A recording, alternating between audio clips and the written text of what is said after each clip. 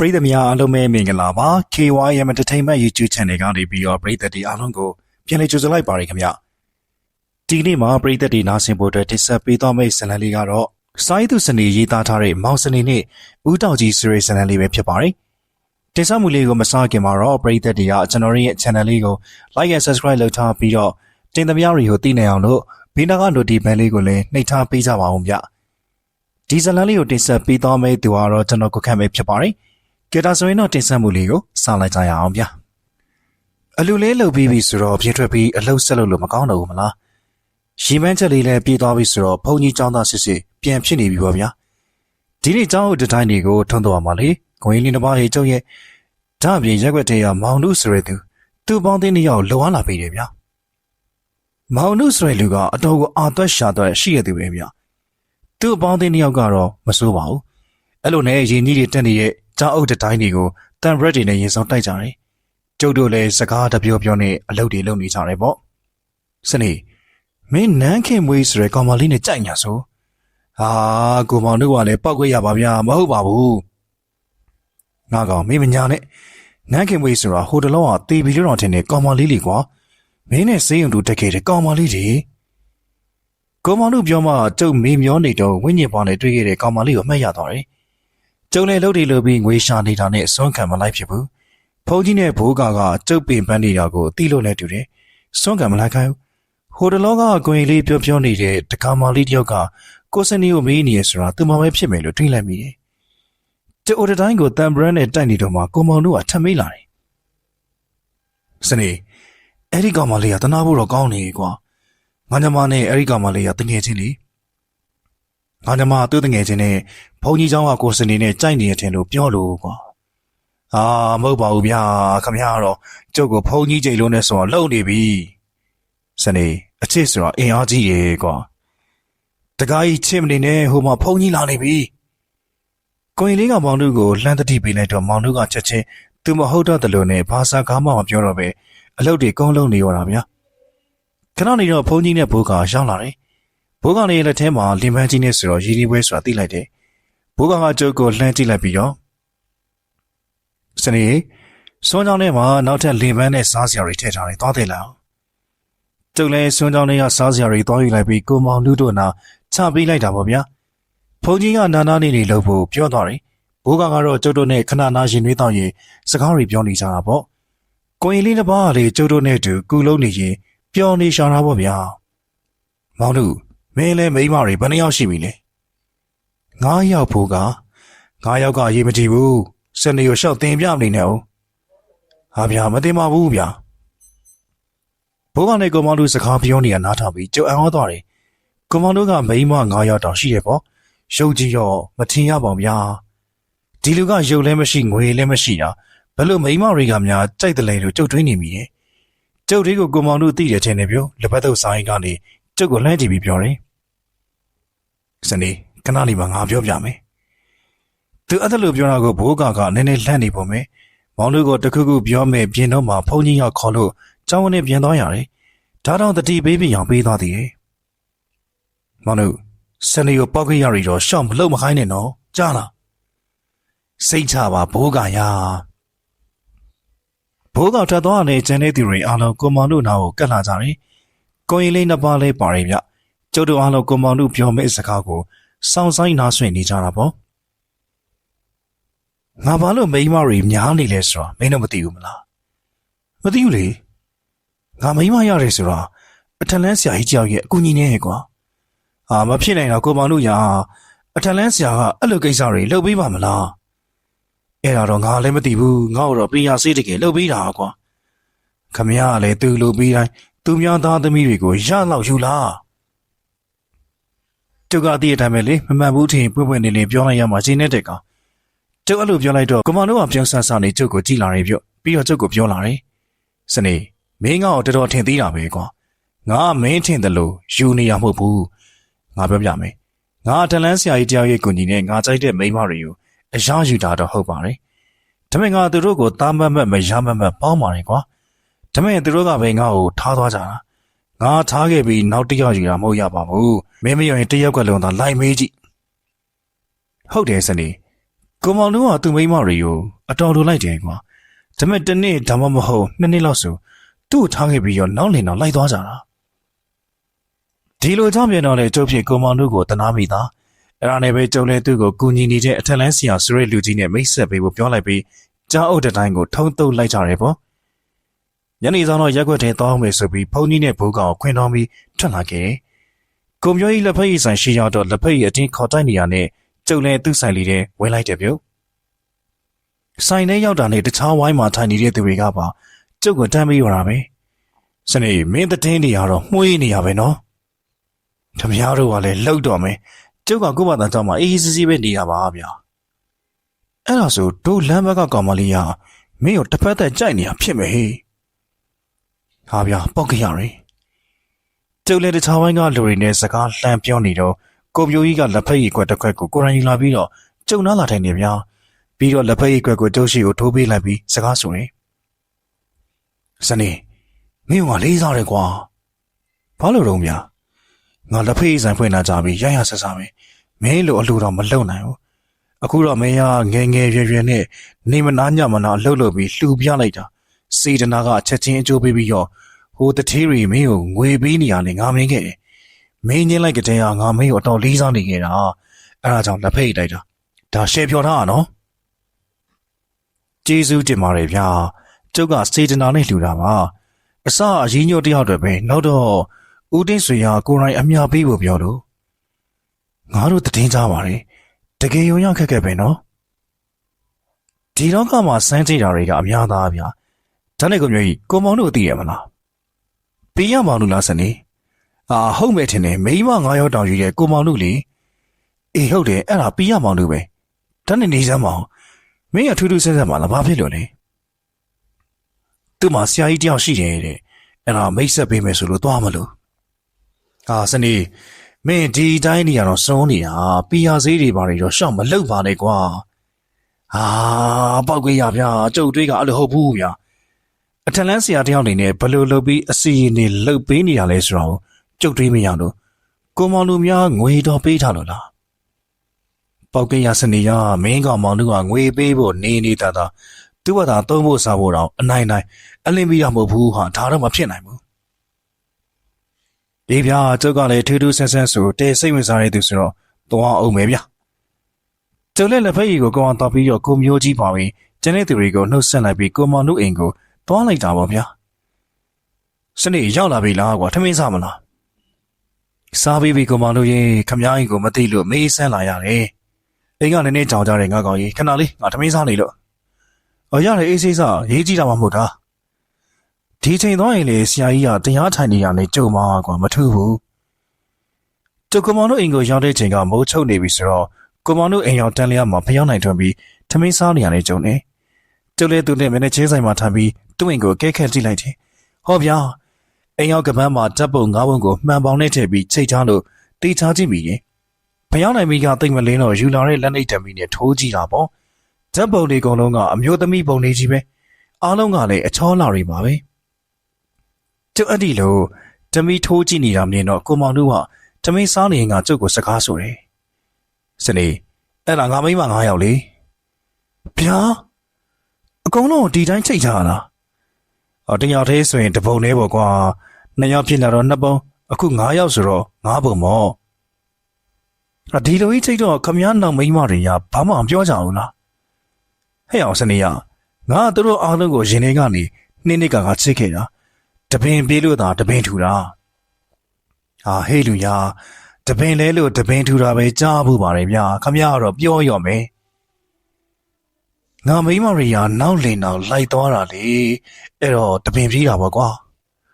အဲ့ဒါလည်းဟုတ်တာဒီနေ့ခမ ्या ဘယ်ကနေဘလို့အထက်လန်းဆရာကြီးနဲ့သိရလဲပြောစမ်းပါဦးငါဘွားကအထီးကျန်နေကွာငါမင်းရဲ့မရောက်ခင်ကတည်းကတယောက်တည်းသမားလေအရွယ်လေးရောက်လာတော့သဘောကျတဲ့ကောင်မလေးပေါ်လာတာပေါ့ကွာအဲ့ဒီကောင်မလေးကငါ့ဆိုလုံးဝကြည်တာမဟုတ်ဘူးဟိုကပထမဆုံးတက်ပုံပါရှင်မောကောင်မတို့ကပြောဆူကျုပ်စပွဲကောင်ပေါ်တင်ထားတဲ့ဓမီကိုကောက်ယူပြီးချိတ်ထားတဲ့ဓာတ်ပုံ9ပုံတွေကပထမဆုံးပုံကိုဓမီနဲ့ထိုးပြရင်ကပြောလာတယ်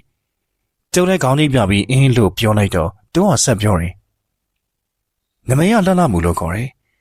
သူကအထက်လန်းဆရာကြီးဦးတောက်ကြီးရဲ့ ဘေးအိမ်ကပဲကွာခမည်းဆရာရဲ့နာမည်ရလေးဗျာဦးတောင်ကြီးလိုပဲအေးဟုတ်တယ်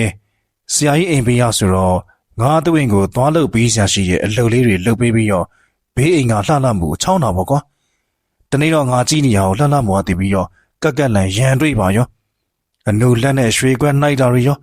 အဲ့မှာပဲဆရာကြီးကငါ့ကိုတနာသွားတယ်နေဘေးအိမ်ကလှလှမှုနဲ့သူ့မိဘတွေကိုကြိုးချောင်းပြောပြတယ်အဲ့မှာဆရာကြီးကပါငါနဲ့တုတ်တာအဲ့ဒီတော့ပိုင်းဆရာကြီးကငါ့ကိုအစီရင်လုပ်ပေးလိုက်တော့မှလှလှမှုငါမိမဖြစ်ရောကွာဒါနဲ့ဘာလို့သူကခမရကိုထားခဲ့ရလဲမသိပါဘူးကွာငါတော့သူတို့စကားနားထောင်ပြီးကောင်းကောင်းမွန်မွန်လှုပ်ကြည့်တာပဲငါထက်တာတဲ့သူတွေနောက်ကိုလိုက်တာမဟုတ်ဘူးငါကောင်ကြီးငါရောက်လုံးဖဲသမားအရက်သမားတွေနောက်ကိုပဲလိုက်သွားကြတာသူတို့တွေမှားကြအောင်ငါ့ကိုတောင်းပန်တယ်ဒါပေမဲ့မောင်နုဆိုရင်ငါအချစ်ကြီးတယ်ဂုံသိက္ခါတော့အထိမခံဘူးကိုမောင်နုစကားတပြောပြောနဲ့ထမင်းစားလို့ပြီးတော့ပကံသွားသိမ့်လိုက်ပြီးတော့ဖျောင်းတိုင်မီကိုငိမ့်လိုက်တယ်ပြီးတော့ကျုပ်တို့အထက်လန်းစီကဦးတောင်ကြီးစီကိုသွားလိုက်ကြတာပေါ့ကျုံးနဲ့ကိုမောင်တို့ရက်ွက်တောင်ဘက်စွန်းကိုလမ်းရှောင်းနေတယ်ချန်ကျဲကြီးတစ်ခုနာရောက်တော့ကိုမောင်တို့ကဥဆောင်ပြီးချန်ကြီးထဲဝင်လိုက်တယ်ပြီးတော့လက်ထက်အင်ကြီးစီကိုဆက်လျှောက်ကြတယ်ဗျအင်ကြီးကမဲမောင်နေရပဲကျုပ်တို့လာမှာပဲဓမီးကြောင်နဲ့တူလူကြီးတယောက်ရဲ့တန်ထွက်လာတယ်ဗျဟေးဘယ်သူတွေလဲကွာကျွန်တော်မောင်တို့ပါဆရာကြီးအေးမောင်တို့လားမင်းသီရိဇောတိကရောကြောက်တဲ့တိုင်းထောက်တော့ပေးနေဆိုဟုတ်တယ်ကုသိုလ်လုပ်ပေးနေရဆရာကြီးအထက်လန်းဆရာကြီးဦးတောင်ကကျုပ်တို့နှစ်ယောက်ကိုအိမ်ပေါ်ခေါ်တယ်ပြီးတော့ဘက်ထရီမီးချောင်းလေးကိုထွန်းလိုက်တယ်အဲ့တော့မှဦးတောင်ကြီးရဲ့ရုပ်သင်ကိုတေချာမြင်ရတယ်အသက်က60ကျော်ရောပေါ့လူကတော့ပြည့်ပြည့်ဖြူဖြူပါပဲတိုက်ပေါ်ကြီးကိုညာဘက်ကြီးဝစ်ထားရဆိုတော့တော်တော်တေးသေးသက်သက်နေတတ်တဲ့ပုံကိုပဲလို့ကြုံတွေ့မိရင်ပြီးတော့သူကစပွဲခုံပူလေးပေါ်ကရင်သွေးကိုပကံနဲ့ငယ်ပေးပြီးတော့ကျုပ်တို့ဘက်ထိုးပင်းရင်ကကိုမောင်တို့ကိုစကားဆိုရဗျမောင်တို့ရေဘာရေးရှိလို့လဲအရှိကတော့မရှိပါဘူးဒီရစနေရဆရာကြီးနဲ့တွေ့ကြင်လို့ခေါ်လာတာကိုမောင်တို့ကပြောတော့ဦးတောင်ကြီးကကျုပ်ကိုအကဲခတ်နေတယ်ပြီးတော့ကျုပ်ကိုမေးတယ်မင်းရောငါမြင်ဘူးနေတယ်လို့ပဲကျုပ်ကသီရိဇောတိကောင်အကြောင်းကလေအော်ဟုတ်ပြီအဲ့ဒါကြောင့်မြင်ဘူးတဲ့ထင်နေရကိုငါနာမည်ကိုတော့မင်းသိရောပေါ့မင်းနာမည်ကစနေပါဆရာကြီးအေးဒါဆိုလွယ်တဲ့ကူကြီးရှိငါ့ပြောပါကွာဦးတော်ကြီးကသဘောတော်ကောင်းပါမယ်ကျုပ်ကလည်းတင်ကောင်းလျင်ကျွန်တော်မစိုးပါဆိုရဲလူစားမျိုးဆိုတော့ဦးတော်ကြီးနဲ့တော်တော်အဆင်ပြေသွားတယ်ဗျကျုပ်တို့ရဲ့စကားပြောရတာကောင်းလို့ဆိုပြီးနောက်နေ့တွေလည်းလာဖို့ပြောတယ်ဗျကျုံလည်းပီယာစီချောင်းမေးကြည့်ပေမဲ့တွေ့ချင်းမေးလို့မသိပါဘူးဆိုပြီးတခြားထွေရလေးပါစကားတွေပဲပြောပြီးအတော်ကြာတော့ချိန်လည်းမရှိတော့တာမို့ကျုပ်တို့ပြန်လာခဲ့လိုက်တယ်ဦးတော်ကြီးကအိမ်ချံဝန်းပြင်ဘက်ထိလိုက်ပွက်ပြီးနောက်နေ့တွေလာဖို့တွတ်မှားနေရဗျကျုပ်တို့လည်းလာမယ်လို့တေချာပြန်ပြောပြီးပြန်လာခဲ့လိုက်ကြရတယ်ဗျကျုံနဲ့ထလန်းဆရာဦးတော်ကြီးနဲ့တော်ရင်ကြီးလာပြီဗျကိုမောင်တို့မပါဘဲတော့သူ့ရဲ့အိမ်ကိုဝင်ထွက်သွားလာနေပြီဦးတော်ကြီးသွားတာဘုသူတရတယ်လေရှင်းအောင်နောက်ဖြစ်တွေပြောပြတာကတကြောင်စသားသားပုံလေးနဲ့တဖုံငရင်เจ้าကိုနှမ်းစီလေးနဲ့ရွှဲရွှဲစမ်းတာလေးနဲ့တမျိုးမရိုးနိုင်အောင်မြည်လေးနဲ့စားနေရဆိုတော့ကျုပ်ဖြင့်အားရိုက်ဦးတော်ကြီးအိမ်ကိုပဲသွားချင်နေတာပေါ့ဘိုးကတော့တားတယ်ပြုံးစနေမင်းကိုတော်ကြီးစီသွားလိရငါတော့တိတ်သဘောမကျအောင်ဘာလို့လဲဘိုးကရသူကထန်လန်းစရာပဲဦးမင်းမသိရတွေများသေးရဲ့နော်မသိရင်လည်းပြပြလေးဗျာကျုံလည်းရှောင်းနေတာရှောင်းရတာပေါ့ကျုပ်အဲ့လိုပြောတော့ဘိုးကဘာပြန်ပြောရမှမသိဘူးဖြစ်နေပုံပဲအဲ့ဒါနဲ့ကျုံလည်းဘိုးကကိုဆက်ပြောလိုက်တယ်ဘိုးကပြောမှကကိုမောင်တို့ကိုမိမများကြီးရအောင်လှုပ်ပေးထားတယ်လို့ပြောချင်တာမလားအေးလေကွာအထက်လန်းဆရာဆိုရင်အဲ့လိုကိစ္စတွေလှုပ်ပေးပါမလားကျုံလည်းစားအဲ့လိုပဲထင်တာကိုမောင်တို့ကြောင့်တေချာသိတော့ဦးတော်ကြီးပါလို့ကိုမောင်တို့ကိုကူညီလဲဆိုတော့ကျုပ်သိသွားတယ်ကိုမောင်တို့ကမကောင်းတဲ့လူတစ်ယောက်လို့ဘိုးကထင်တာကျုပ်ဘိုးကပြန်မိလိုက်တယ်အဲ့တော့ဘိုးကအနှဲငယ်တွေးဝေနေပြီးတော့မှကျုပ်ကိုပြန်ပြောတယ်မောင်တို့ကဟောရင်ရတော့မဟုတ်ပါဘူးဒီကောင်ကမစိုးပါဘူးမစိုးလို့သာကုသိုလ်အာကုသိုလ်သိကြပါဘိုးကရာအဲ့ဒါကြောင့်မို့ကျုပ်တို့ကြောင့်ကိုလှုပ်အားလာပြီးတာပေါ့မင်းပြောတော့လေဟုတ်နေတာပဲကဲစနေသွားလိုက်ပြီဆိုလဲစောစောစီစီတော့ပြန်လာဟုတ်ပြီလားငါလည်းရက်ွက်တရားစိတ်တွေဝင်နေတယ်တရားရဖို့ဝေလာဝေးဖြစ်နေပြီစနေရေစင်ချိန်မှဖြစ်မယ်ကျုပ်ဘိုးကကိုသဘောကျတာအဲ့ဒါတွေပဲဗျာမိုင်းမာရီဆိုတာဝင်ခံရတယ်ခင်ဗျားတို့တည်ဘူးမှာပါတချို့လူကြီးတွေကမှားနေတာကိုသိပေမဲ့ဘူးခံညင်းကြတယ်ကျုပ်တို့ဘိုးကတော့အဲ့လိုမဟုတ်ပါဘူး အဲ့ဒီချက်နဲ့ပဲဘိုးကအတော်လေးစားဖို့ကောင်းတယ်အဲ့လိုနဲ့ကျုပ်လည်းဦးတောက်ကြီးအိမ်ထွက်လာခဲ့တယ်ပေါ့ဗျာစနေဒီနေ့ကပင်ထားတာတခုရှိလို့ကုန်းပေါ်စုရသွားရမယ်ကွာခါတိုင်းဆိုမောင်တို့လိုက်ပေးနေကြဒီနေ့ဒီကောင်သွားစားရှိလို့တဲ့အဲ့ဒါမင်းအဖော်လိုက်ပေးနိုင်မလားညအိပ်ရမှာလားဆရာကြီးတညညတော့အိပ်ရမယ်ထင်တယ်ဒါဆိုကျုပ်ဘုန်းကြီးကိုပြန်ရှောင်းလိုက်အောင်မယ်ခွင့်ပြုရင်တော့လိုက်ခဲ့မယ်လေအေးအဲ့ဒါကောင်းတယ်အကုန်းပေါ်စုရွာကဝေးလားဆရာကြီးနေတစ်ပိုင်းလောက်တော့သွားရမယ်ထင်တယ်ကျုပ်လည်းဦးတော်ကြီးရဲ့ရောက်ချင်းစကားခဏပြောပြီးကုန်းပေါ်စုရွာကိုလိုက်သွားဖို့ဖြစ်လာတော့ကျောင်းကကတ်တော်လေးပြန်ပြီးဘုန်းကြီးကိုရှောင်းလိုက်တယ်ဘုန်းကြီးကခွင့်ပြုပါရယ်တင်ယူစရာရှိရတွေတေချာတင်ယူလို့တော့မှားလိုက်သေးတယ်ဘိုးကဆိုကျုပ်သုံးဖို့ဆိုပြီးငွေရောင်ပေးလိုက်သေးအဲ့လိုနဲ့ကျုပ်လည်းဦးတော်ကြီးအိမ်ပြန်လာပြီးတော့ကျုပ်ကိုစောင့်နေတဲ့ဦးတော်ကြီးကိုအားရဝမ်းသာနဲ့ပြောလိုက်တယ်ဆရာကြီးကျုပ်ကိုလိုက်ဖို့ခွင့်ပြုတယ်ဗျအေးကောင်းတာပေါ့ကွာအဖေချင်းသွားမှလေအခုပဲသွားကြတာပေါ့ကွာအဲ့လိုနဲ့ကျုပ်လည်းဦးတော်ကြီးနဲ့တူကုန်းပေါ်စုရွာလေးစီထွက်လာခဲ့တယ်ဗျကျုပ်တို့မြင်းလဲဂိတ်ထိလမ်းလျှောက်သွားရတယ်ဗျမြင်းလဲဂိတ်ကိုရောက်တော့မြင်းလဲငါပြီးကုန်းပေါ်စုရွာကိုဆက်သွားလိုက်တယ်လမ်းမဦးတော်ကြီးကမြင်းလဲသမားကိုမကြနားခိုင်းနေဗျအဲ့လိုနားခိုင်းတာကိုမြင်းလဲသမားကတိတ်ပြီးမကြည်လာဘူးသူတို့နောက်ထပ်အလုပ်လုပ်ချိန်မရှိမှဆိုလို့နေမှာပေါ့လေဆရာကြီးကဟိုရောက်ရင်ပြီးပြီကျုပ်ကမြင်းလဲနောက်တစ်ခေါက်ထပ်ဆွဲရအောင်ပါအဲ့ဒါဆိုလေမြင်းလဲကနှစပြီးမယ်ကွာဦးတော်ကြီးအဲ့လိုပြောလိုက်တော့မှပဲမြင်းလဲသမားလဲတကြီးမလောက်တော့ပြီအဲ့လိုနဲ့ကျုပ်တို့မြင်းလဲလေးကကုန်းပေါ်ဆွေရွာကိုစွန်းစားချိန်လောက်မှရောက်သွားတယ်ဗျကုန်းပေါ်ဆွေရွာကတောရလို့သာပြောတာထူးထူးခြားခြားမော်တော်ဆိုင်ကယ်တွေပါရင်းနဲ့ဗျပြီးတော့ကြက်ကားတွေရောရှိတယ်ဗျအဲ့လိုနဲ့ကျုပ်တို့မြင်းလဲလေးရွာလဲလန်းတနေရာကိုရောက်တော့ရှက်လိုက်တယ်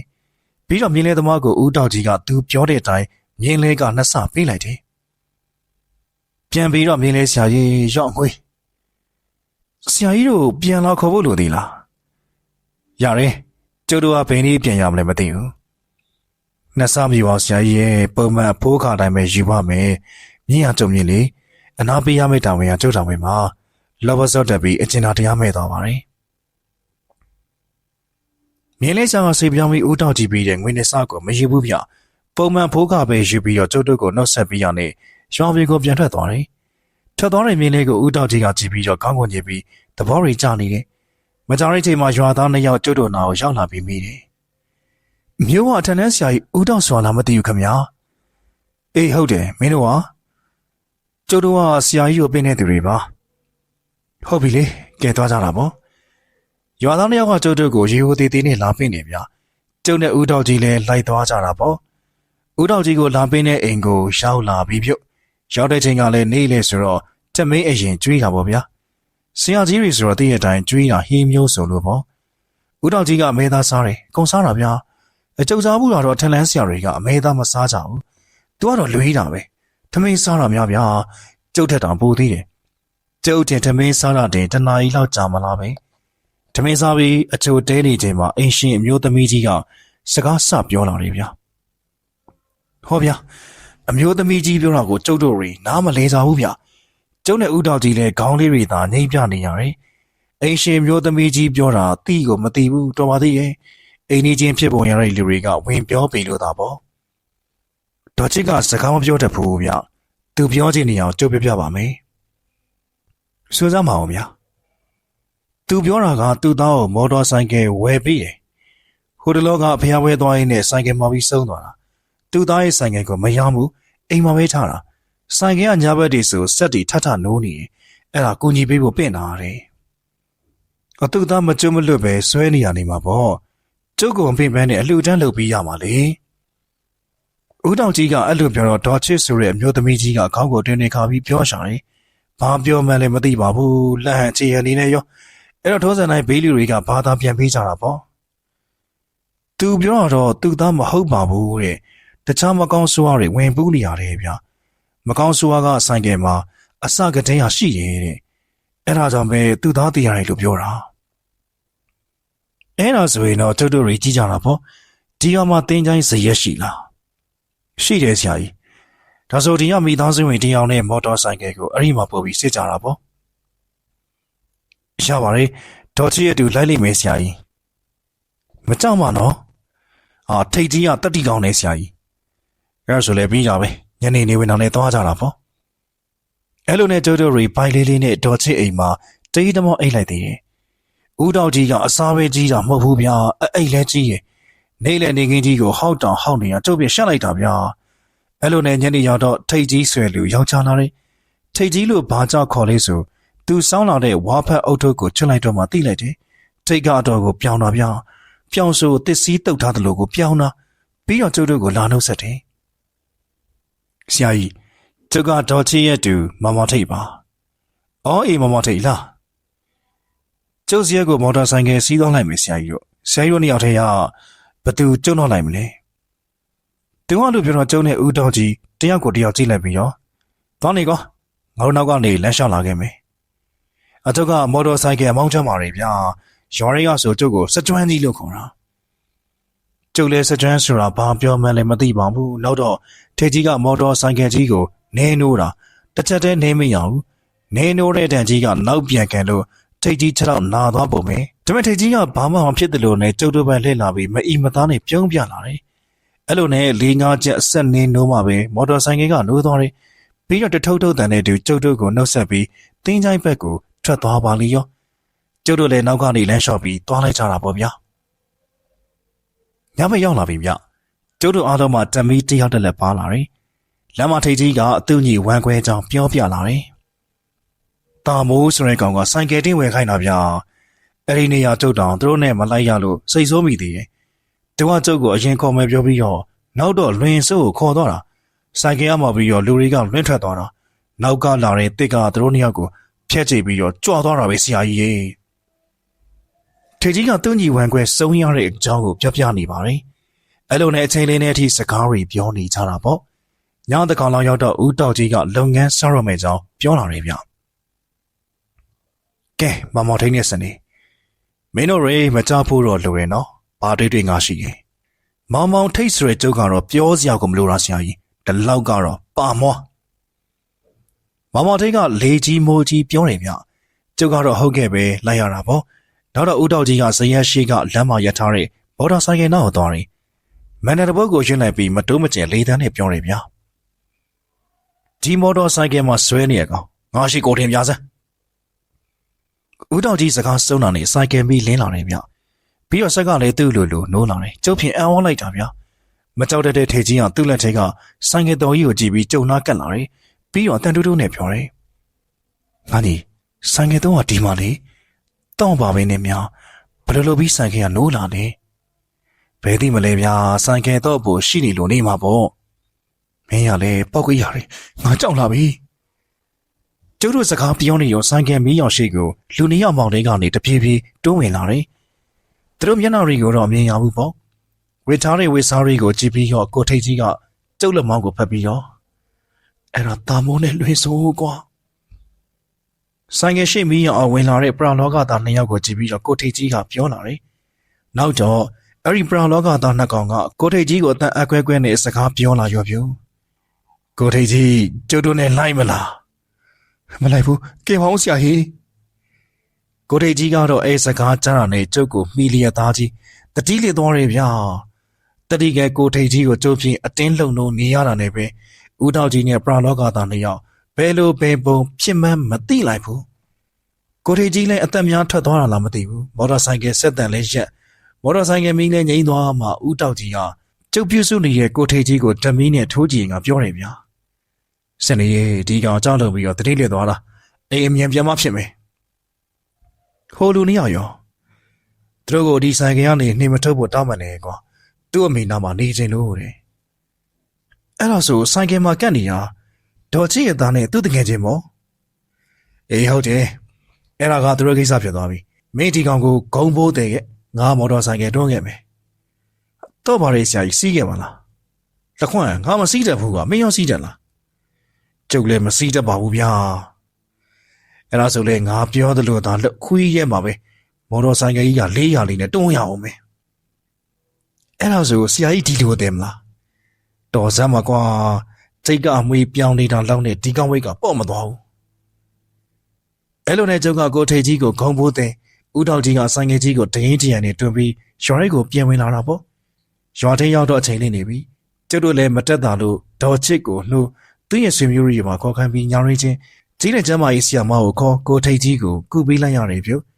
နောက်တော့ဦးတော်ကြီးကဒေါ်ချစ်ကိုဆိုင်ကယ်မှာကတ်နေရသူ့သားနဲ့တငယ်ချင်းတို့ပြောတာကိုဒေါ်ချစ်အနေနဲ့လုံးဝလက်မခံနိုင်တာမို့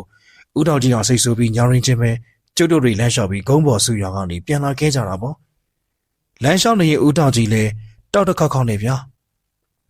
အဲ့လိုတစ်ခေါက်တော့မှနာမည်နဲ့လူနဲ့အတုံလိုက်သွားတယ်ပြုနောက်တစ်ခါငါလာပင့်ကြည့်ခွေးရောင်မလိုက်ဘူးဆိုပြီးတယောက်တည်းပြောဆိုနေတာကျုပ်ကတော့သူ့နောက်ကနေဘာစကားမှမပြောဘဲလမ်းလျှောက်နေတာပေါ့ဗျာကျုပ်စိတ်ထဲတွေးမိပါတယ်တောင်းချစ်တဲ့ဒေါ်ချစ်လည်းမမားတယ်လို့အမှန်တရားပြောတာကိုလက်မခံလို့စိတ်တူတဲ့ဦးတောက်ကြီးလည်းမမားဘူးလို့ပေါ့ဗျာပရိသတ်များခင်ဗျာအခုတင်ဆက်ပေးခဲ့တဲ့ဇာတ်လမ်းလေးကတော့စိုင်းသူစနေရေးသားထားတဲ့မောင်စနေနဲ့ဦးတောက်ကြီးဆိုတဲ့ဇာတ်လမ်းလေးပဲဖြစ်ပါတယ်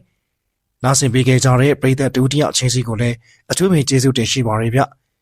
ဒီဇာတ်လမ်းလေးကိုတင်ဆက်ပေးခဲ့တဲ့သူကတော့ကျွန်တော်ကိုခန့်ပဲဖြစ်ပါတယ်ခင်ဗျာ